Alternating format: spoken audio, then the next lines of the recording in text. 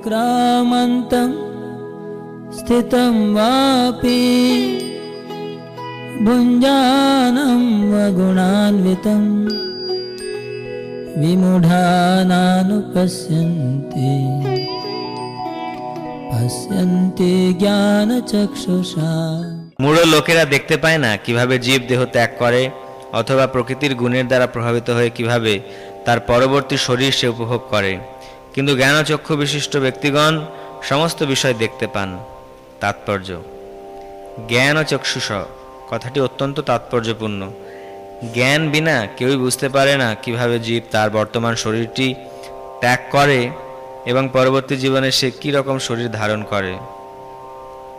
এমনকি এটিও বুঝতে পারে না কেন সে একটি বিশেষ ধরনের শরীরে অবস্থান করছে।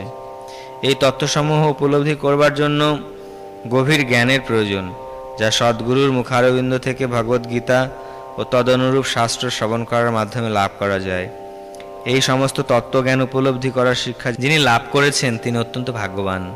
প্রতিটি জীবই কোনো বিশেষ অবস্থায় তার শরীর ত্যাগ করছে, কোনো বিশেষ অবস্থায় সে জীবন ধারণ করছে এবং জড়া প্রকৃতির মোহে আচ্ছন্ন হয়ে সে বিশেষ অবস্থায় ইন্দ্রিয় সুখ ভোগ করার চেষ্টা করছে এবং পরিণামে সে নানা রকম সুখ ও দুঃখ ভোগ করছে।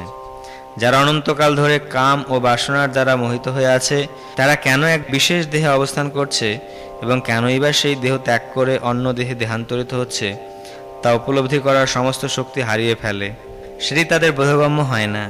কিন্তু যার হৃদয়ে দিব্যজ্ঞানের প্রকাশ হয়েছে, তিনি দর্শন করতে পারেন যে আত্মা দেহ থেকে ভিন্ন এবং সর্বদাই তার দেহের পরিবর্তন হচ্ছে এবং চিন্ময় স্বরূপে তার আত্মা নিত্য আনন্দ অনুভব করছে। এই জ্ঞান যিনি প্রাপ্ত হয়েছেন তিনিই বুঝতে পারেন কিভাবে বদ্ধ জীব এই জড়জগতে দুর্দশা ভোগ করছে। সুতরাং কৃষ্ণ ভাবনায় উন্নতি সাধনের ফলে যাদের চেতনা খুব উন্নত হয়েছে, তারা জনসাধারণকে এই জ্ঞান দান করবার জন্য যথাসাধ্য চেষ্টা করেন, কারণ বদ্ধ জীবের দুর্দশাগ্রস্ত অবস্থা দেখে তারা মর্মাহত হন। বদ্ধ জীবের অবস্থা অত্যন্ত ক্লেশদায়ক, তাই তাদের কর্তব্য হচ্ছে এই বদ্ধ অবস্থা অতিক্রম করে কৃষ্ণ চেতনা লাভ করা এবং জড়জগতের বন্ধন থেকে নিজেদের মুক্ত করে অপ্রাকৃত জগতে প্রত্যাবর্তন করা।